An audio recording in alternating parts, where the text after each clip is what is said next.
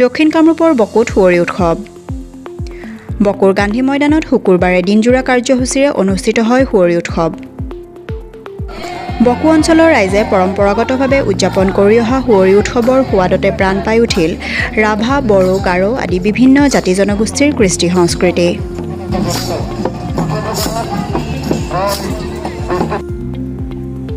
সুঁৱৰি উৎসৱৰ লগত সংগতি ৰাখি পাৰবা হানাঘোৰা নৃত্যৰ উপৰিও প্ৰদৰ্শন কৰা হয় হুঁচৰি বগেজাৰী বাগৰুম্বা আদি বিভিন্ন নৃত্য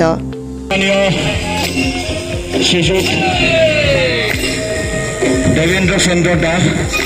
তেখেতক এখন তুলাম গামোচাৰ সম্বৰ্ধনা জনাৰ বাবে মই অনুৰোধ জনাইছোঁ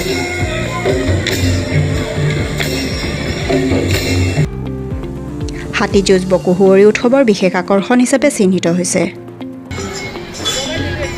আজি আমাৰ মাজত উপস্থিত আছে মঞ্চলৈ আহি তেখেতসকলৰ বঁটাসমূহ প্ৰদান কৰাৰ বাবে অনুৰোধ জনাইছোঁ এইবাৰ আমি আজিৰ বিশেষ আকৰ্ষণীয় খেল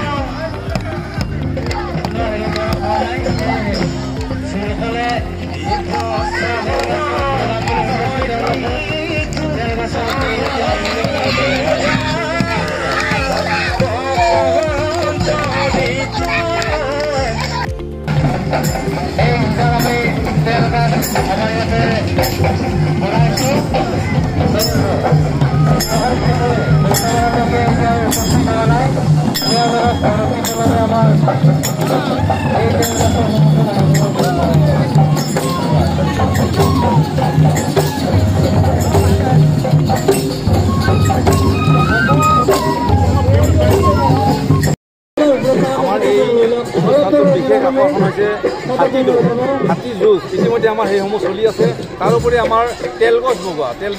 বগোৱাটো এটা বিশেষ আকৰ্ষণীয় খেল এই তেলগছ বগোৱা আমাৰ বিভিন্ন অনুষ্ঠানটি অনুষ্ঠিত কৰা হয় আমাৰ ইয়াৰোপৰি আমাৰ এই অঞ্চলত বিভিন্ন জাতি জনগোষ্ঠীৰ লোকসকলে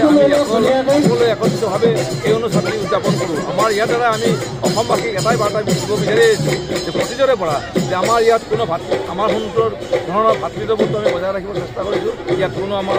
মানে জাতিগতভাৱে ভেদাভেদ নাই আমি সকলোৱে একেলগে মিলিজুলি এই অনুষ্ঠানটি উদযাপন কৰি আহিছোঁ আমাৰ ইয়াত বিভিন্ন কৃষ্টি সংস্কৃতি বহুতকেইটা প্ৰায় মানে 30টামানৰ কম নহয় কৃষ্টি সংস্কৃতিৰ দল এইসমূহে আমাৰ ইয়াত প্ৰদৰ্শিত কৰি আছে ধন্যবাদ জ্ঞাপন কৰিছোঁ নিউজ ডেস্ক ৰিপৰ্ট দ্য নিউজিলেণ্ডছ অবিৰত তথ্যানুসন্ধান আপোনাৰ সেৱাত খবৰ সন্ধান দ্য নিউজিলেণ্ড